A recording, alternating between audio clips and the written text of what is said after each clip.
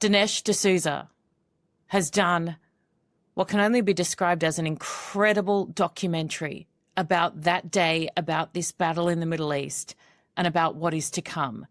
And it's fascinating in terms of the biblical connections to this as well. That's coming up shortly. Dinesh, thank you so very much for joining me here on the Erin Molan Show. It's such a pleasure to have you on. Erin, it's my pleasure, and I'm looking forward to our conversation. As am I. I want to start by congratulating you on your documentary. And this is not a new space for you. In fact, I think you've got 3 of the world's top 10 best performing political documentaries, which is no mean feat. You know how to do this stuff. Will this one become the 4th, do you think? And I hope it does, because the subject matter is so important. I hope it does, really, just for that reason, for the reach. I want people to engage with these issues. I do think it's my most important film. Let me put it this way. My earlier films, although all of them have different titles and different themes, they do converge on a single kind of mega theme, and that is the meaning of America. This film, however, is not about that. This film is about October 7th, Israel, Hamas, radical Islam, biblical archaeology, and biblical prophecy. So it's the first film in which I try to integrate political, historical, and I would say biblical themes in a kind of unique tapestry. The film comes at a time when all these topics are swirling controversies right around us. And I've been drawn somewhat reluctantly, but now pretty willingly, into this attack on Israel and the Jews from the right, something that I didn't really see coming, and certainly not to the magnitude that it is. So as a result, I find myself going up against people that I have been pretty close to, having spoken at some of the Candace Blexit events of years ago. Last year, I toured Australia with Tucker Carlson. We spoke together in about 8 cities. So it is with some trepidation that I take these guys on, and yet I feel that their effects are so destructive politically, to the country, also to the MAGA movement, and also in a way to Christianity. They are advancing outlandish theories and trying to gain respectability that are outside the bounds of Christianity for 2,000 years. No, I agree entirely. And I think you ask yourself, I think often when it comes to these people, is it worth engaging? Do you just ignore them? You can't ignore the likes of Tucker Carlson. He's too big. He's too powerful. His voice resonates. It has an impact, and it is essentially changing hearts and minds for the worse. You've challenged him to a debate. Why will he not accept that? Why is he afraid to back up what he believes or seems to believe is the truth with argument, fact? I think it's because deep down he knows that he's somewhat of a shallow and superficial person. I mean, he's got a kind of smug smartness, and he also has a very clever sort of technique. So let's excavate this technique for a little bit. What Tucker will do is he has a strong opinion on a topic, but he frames the opinion as a kind of, oh shucks, leading question. The question itself has an answer that is obviously embedded in it, but Tucker doesn't reveal the answer. He then has a source. And the source is usually some rather suspect character, some shady academic, some, nun with a mustache. And he floats the question, and then the source regurgitates the obvious answer that's implicit in the question, but Tucker treats it like a thunderbolt, like an epiphany, Whoa. like a revelation. Whoa. Or he goes, that's really interesting. And then he'll say something like, well, there were people at the time who raised this kind of an issue. And he's talking about, like, should we have allied with Hitler in World War II? Now, there are no people at the time of any repute who had that view. Now, after the war, and I know that, people like Patton said, all right, we've crushed the Nazis. Maybe we should go on to Moscow. Our troops are already here in Europe. But that is a whole different thing than suggesting that we should initially have allied with Hitler against Stalin. So this is an effort to inject, I think, a lot of stupidity and poison into the debate. And I noticed that the social media influencers, a lot of them were sort of a little afraid of Tucker. He has a huge following. He's going to ridicule me. I'm going to be written out of the MAGA movement. And so I thought, look, this is, there's so much nonsense going on out here. We don't have, people like William F. Buckley and Irving Kristol and Ronald Reagan to sort of tell these people politely that they don't really belong on the right. And so I've got to do my part to at least oppose them publicly. Absolutely. It's crucial. And I mean, you look at Prime Minister Benjamin Netanyahu, who I know features in your documentary, which is wonderful. He came out and actually addressed the Tucker Carlsons and the Candace Owens regarding Charlie Kirk's death. And he copped a lot of heat for that. And people said, you're lowering yourself, Prime Minister, why are you engaging? But I felt differently. Some instances I agree don't even give it oxygen. But when these people have the audiences that they do, and every second thing you are seeing high volumes, and I know it's not always a reflection of what's actually happening, but when it's getting traction, you have to start calling it out publicly, and you can't be afraid to. I think there's a difference here between, for example, Tucker and Candace.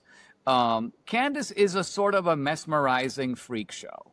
It's kind of like you're driving on the highway, and you see sort of, you see a farmer, try to have sex with a sheep, and you're like, oh my God, I can't watch, and yet I can't look away.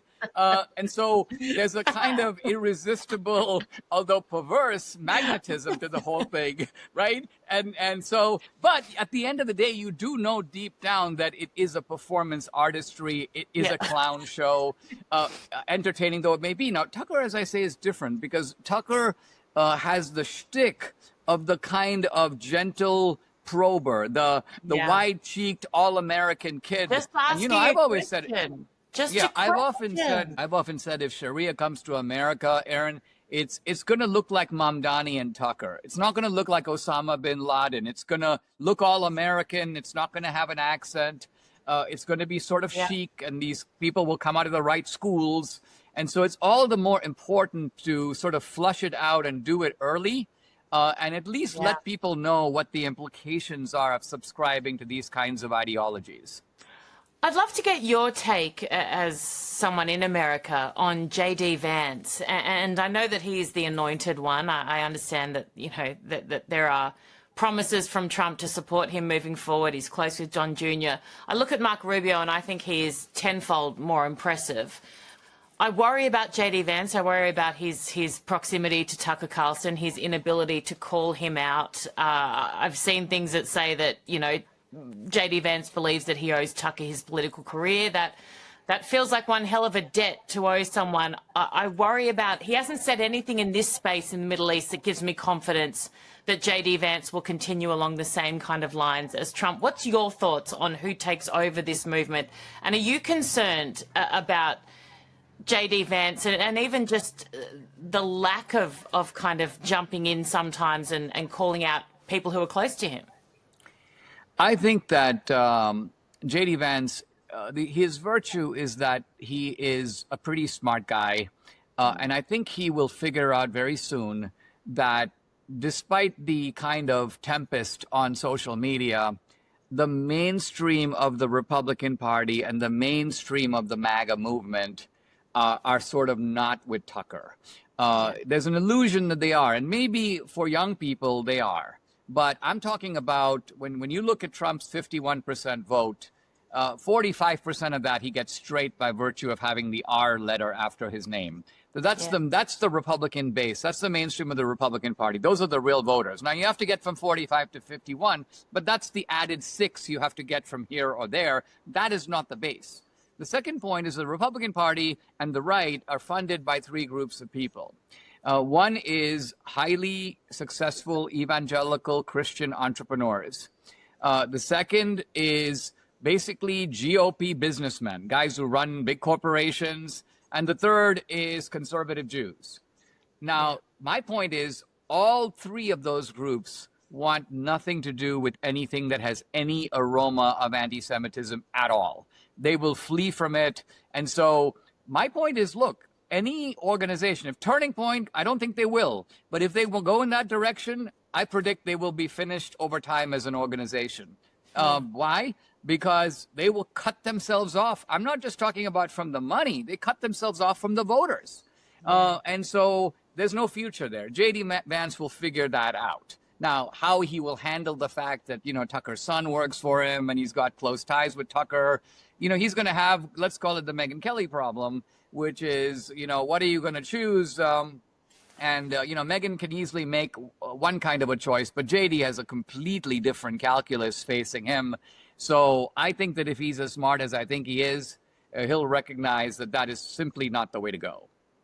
Megyn Kelly's interesting, and I did a piece on her yesterday, and I made the point that I don't need her to call out Tucker. She's not, in politics, I couldn't care less. If she calls out Tucker or Candace, that doesn't bother me. But what does is when she attacks others for their silence, when she says there is something significant and your silence contributes to a downfall or to a situation that is catastrophic.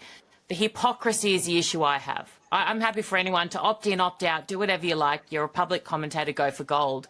But I do find it a little bit off-putting when someone has a history of calling others out for being complicit via their silence to then occupy that space themselves. Well, this is exactly the point. I'd put it slightly differently. What's at stake here is not Megyn Kelly's sort of pontifical authority as a sort of evaluator of who's anti-Semitic or not. It's really her stance as a kind of brave, independent journalist who follows the facts where they go and calls balls and strikes the way they are. And so when she rather candidly says, Candace is a young mom, I feel for her. One could say Merrick Garland is a nice grandfather and he's got some really cute grandkids. And why are you going after him? Joe Biden, this poor guy can barely sit up straight. He's got to be fed out of a spoon.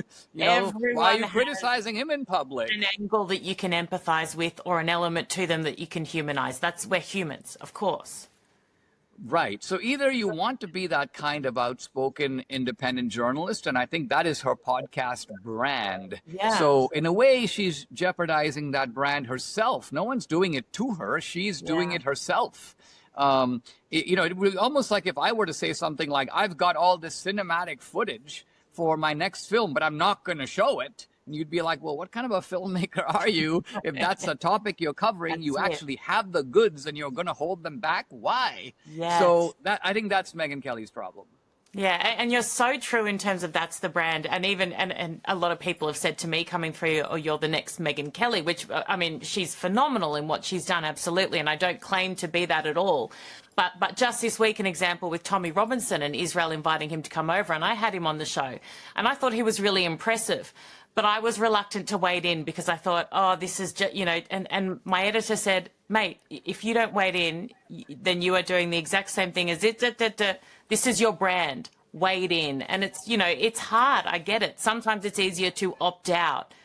But that's not what we do in this space. And if you're going to do that, you don't belong in this space.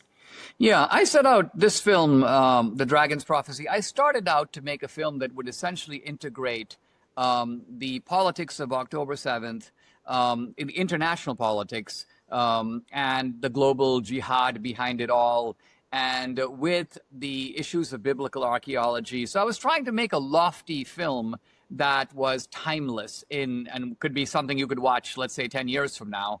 Yeah. But then I noticed that there was this kind of ferment brewing on the right. We knew about the ferment on the left. Israel is a colonizer. So I already was on top of all of that. But I realized that that the kind of question that Tucker posed to Ted Cruz, I have a one-on-one coming up with Netanyahu. Why don't I pose the exact same question to Netanyahu, a guy who has deep roots in Israel, and have him address, is it a fact that he, Benjamin Netanyahu, and his fellow Jews in Israel today, are they in fact descended from the ancient Israelites? So in a way, this is, the kind of journalism that I'm trying to do in the film that on the one hand takes the film and keeps it at a timeless level, but makes it also extremely timely. Absolutely, absolutely. Were you blown away by the final product? And when I ask you that, I mean, sometimes, even if you've put it together and you've been there every single step of the way, did you sit back and watch that final take and just go, wow? You know, honestly, Aaron, I think with films, this is what you're going for. You want the whole to be greater than the sum of the parts. Yeah. And there's no automatic way to make sure that's true. I'm sure it's similar to trying to compose a symphony. You have all these pieces of music and all these parts, you put them together, and you just want to step back and recognize that it's taken on a sort of life of its own. And in a really good film, you cannot actually say what it's about. I mean, think about films that you know we remember so vividly, like take the Shawshank Redemption. If someone were to My ask you favorite. what is that film about, you'd be like, well, you know, it's about friendship. Well, you know, it's about prisons. But you feel like you're not even beginning to do justice to the experience love of watching that. that film. I want Yes. my films to be that way. That's my standard, and I can't say I always achieve it, but so what I strive for, and I do think this film does hit that high bar. Oh, that's an incredible analogy. I love that. October 7, we're 2 years now post that horrific day. Talking about it yesterday, I am incapable of doing so without almost breaking down when I think about particular images that I've seen. The father with the two boys running away, standing in the room in Israel with the three kids who were burned alive, having watched their parents die. And I kind of hope that I don't ever not become emotional, because I don't want it to feel normal or to be sanitized or to be just commonplace. Do you get emotional, given you would have been saturated by this content for a long time, but it's horrific? Do you still find it hard to watch?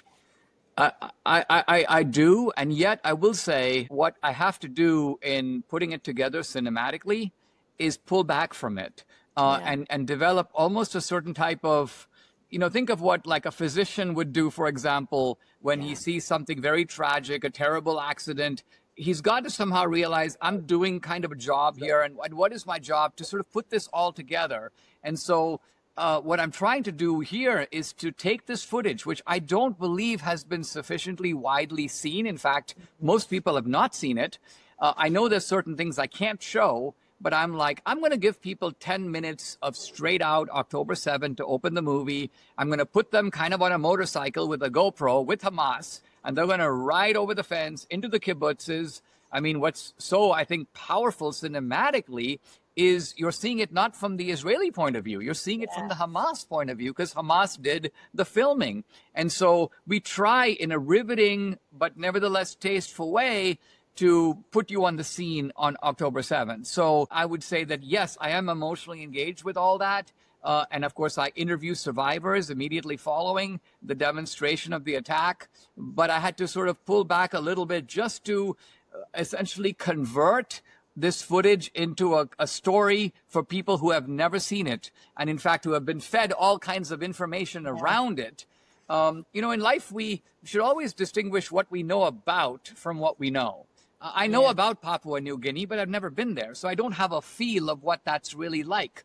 I think in order to understand October 7th and the aftermath, you do have to have some experiential sense of what that was like. And so that's the reason why, even though there was some anxiety about this on my film team, I said, look, you know, we really do have to, just as if you made a film about, you know, the Pacific War and World War II, you'd begin with the attack on Pearl Harbor. What else? And similarly here, you have to begin with what actually happened on the ground on October 7th. I think it matters too much. And if we weren't in such a battle online and in mainstream media, it's not even, if it was just influencers, you could say, okay, people don't really take them seriously. But when you've got the BBC and you've got CNN and you've got Al Jazeera pretending to be respected news channels who basically parrot Hamas propaganda, make up images, create narratives that aren't true, people need to see this real raw vision. And I've argued for 2 years with the Israeli government. I understand their hesitancy and the reluctance of loved ones to not want the death of their child pushed out to the world. But we've reached a stage now where people must see. They must. You know, I think, Erin, this is something that the film does, and I'm not sure what you'll think about it. I find that with a lot of secular people, secular Jews, but also secular non-Jews, there is a dimension to all this that goes beyond, you could call it natural explanation. I even think this is true of anti-Semitism. I mean, you can say, look, the Jews are a successful group and this stimulates a lot of envy, and envy is a very dark human emotion that is a fuel for anti-Semitism. But I don't think you think, or I do, or I don't think that this is a sufficient explanation. Yeah. It almost seems like there's a kind of supernatural or primordial force behind this, that you have to go beyond these kinds of prosaic explanations to get to the bottom of. And we do this in the film. The reason we call it the dragon's prophecy, the dragon here is nothing other than the devil, an image from the book of Revelation. And part of, I think, what we're saying is that there appears to be a world behind the world. And some of the events we see in front of us, yes, they can be understood on one level in secular terms, but on another level, there is a kind of biblical or an apocalyptic, if you want to call it, reading that gives added insights and new dimensions to it. And we try to have both those connect to each other in the film. I think that's very powerful, because I think one of the things I struggle with, and other people who see it the way we do, as in from a this is good, this is bad. No, this is not perfect, but this is good. They are evil. Is that it is impossible to understand how feminists in Australia can march alongside those waving a Hamas flag. You know, women who would want to fire a bloke in a workplace because he complimented the dress of a woman, but will then walk outside and march with people waving a flag of those who have slaughtered, raped, killed, kidnapped women. And normally with things that are, say, woke or that I don't understand, I can see where they're coming from. I still think they're utterly ridiculous and misinformed and lost, but I get it. With this, I cannot understand how good people do not see it the way I do. So I think you're spot on. There's got to be something else at play that we can't see. Right. And I can either, you can discover this in the film, or I can tell you now, but yes, there is an explanation that will seem at first glance outlandish, but upon reflection, well, let me try it on you very briefly. Please. It's this. And I'll still watch the film, and all my No. viewers... Nothing I can say will actually take away. The film is a whole different experience unto itself. But let me put it this way. So we often hear it said that underneath our political warfare is a cultural war, and underneath that is a spiritual war. People talk about spiritual warfare. So I ask the question, spiritual warfare between who? Who are the combatants here? Well, what if the combatants happen to be God and the devil? In other words, the actual embodiments of the powers of good and evil contending with each other as they have arguably from the beginning of time. All right. Now, the point being theologically that the devil cannot overthrow God. God is the creator. The devil is subordinate in that sense. So what does the devil do? Well, the devil picks on the things that are important to God. And the devil basically says, let me try to ruin those. So what are the things that are important to God? Well, in Genesis 1, God cares about his own creation, Adam and Eve. So the devil goes, all right, that's my target. So what have Adam and Eve done to the devil? Nothing. But the devil says, let me ruin them anyway, because I'll get revenge on God that way. Now, the same argument can be applied to the Jews. If the Jews are the people of God, the chosen people of God, the devil goes, all right, let me run them out of their own place. Let me chase them away from the river to the sea. Let me take their holy places like the site of the Solomonic Temple. I'm going to put an Islamic victory arch on top of that called the Dome of the Rock, with an Al-Aqsa mosque to adjoin it. It's almost as if the devil himself says, I'm going to go sit on top of the holiest place in Judaism and Christianity. And not only that, but out of the Jews have come another group of people who you can call, the Bible actually calls them spiritual Israelites. These are the Christians, and they are the offspring of the Jews. And so the devil goes, I want to go after them too, and for the exact same reason. And so what you have in the world today, and now we are outside biblical speculation, we're just observing the world around us. What do we see? Vicious attacks on Israel and the Jews, and then vicious persecution of Christians. And guess what? It's being done by the same people. So what I'm getting at here is that you can take this kind of biblical framework, which might seem a little exotic at some level, but then you apply it to the world and you realize this is actually an analysis that fits the facts as we see them. We see this very peculiar alliance, you just alluded to it, between the cultural left, the LGBTQ left on the one side, and the radical Muslims on the other side. Two groups that cannot inhabit each other's worlds. Who would have ever thought? Who would have thought? And yet there it is. And I would suggest that the reason that they are united is they are united in their hatred. They hate the same people, and it motivates them, disparate though they may be, to come together. And the message of the film, if I can draw it out a little bit, is that, guess what? Israel and the Christians, the Jews and the Christians, have got to realize that these are the devil's brigades. And so the people of good have also got to come together in a kind of common phalanx against this kind of a threat. So this is really sort of philosophically where this film is going. Erin, if I can say so, there's a website, thedragonsprophecyfilm.com. Film is in theaters one more day, tomorrow, and then it goes to streaming. So if you can see it in the theater, I make them cinematic. It's a unique experience to see it in the theater. So try to do it that way. But you have to buy your tickets, by the way, off the website. You can't go to the theater. We've bought these theaters out. So go to the website. You can buy as many tickets as you want. We'll put that thedragonsprophecyfilm.com. And you can also sign up right now for streaming, for DVDs, all of that. All the details are on that website. That is brilliant, Dinesh. Final question. What do you want people to have walked away having watched this to be feeling? What do you want?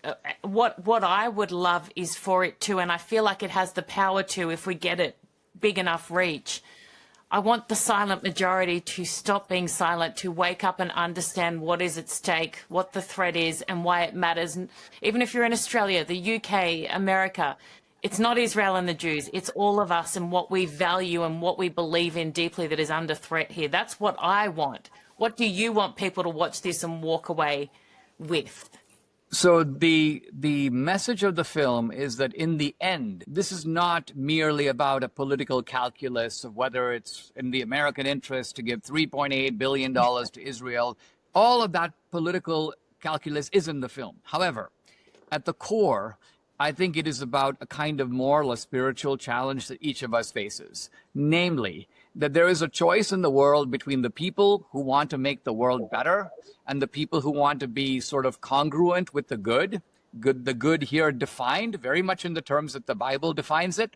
Or you can be on the side of subversion, of lies. Obviously, the devil is the father of lies. And one of the most effective techniques of the devil is always to take a giant lie and package it up with a partial truth. So this is, I always remind myself when I listen, to Tucker or I listen to Mamdani, there is an element of what they're saying that must be true. It has to be so, otherwise no one would believe them. So, but intermixed with that is all kinds of either misleading claims or misleading insinuations. The insinuations being in some ways worse because they plant an idea without the need to defend it. And then when they're pushed on it or asked to back it up with evidence, I'm not saying it's true. I'm not saying it's that's their modus operandi. That's quite true. And now they have a sort of little kind of army of little Tuckerites and little sort of Candacites. And their job is to sort of go out there and verbally terrorize anybody who is sort of questioning their Pied Piper. I've had a heap of them over the last 24 hours. Welcome.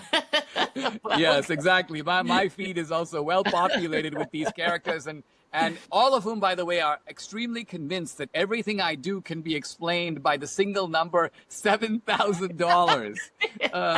I mean, by the way, just on that, when you were speaking to the Prime Minister, did you happen to ask him if it was true? Because if it is, I'd really like a cut. I mean, come on. Actually, this thing came up after my conversation with Netanyahu. I think they got this from the conversation that Netanyahu did when he came to America with some influencers. He's like, listen, there's a new battlefield called TikTok. And so they ran with that. the whole thing as, I mean, it's a little enervating and exhausting, but on the other hand, I'm also energized by it because I'm like, this stuff is such a combination of malice and stupidity. I mean, just a very toxic combination. We just have to take it down. Yeah, if that's the best they've got, then I think, I'm very comfortable with where I'm at.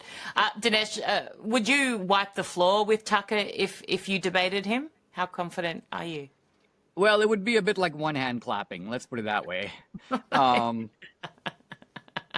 Dinesh, thank you so much. Not once prior to this chat did I think you would mention Candace having relations with a sheep.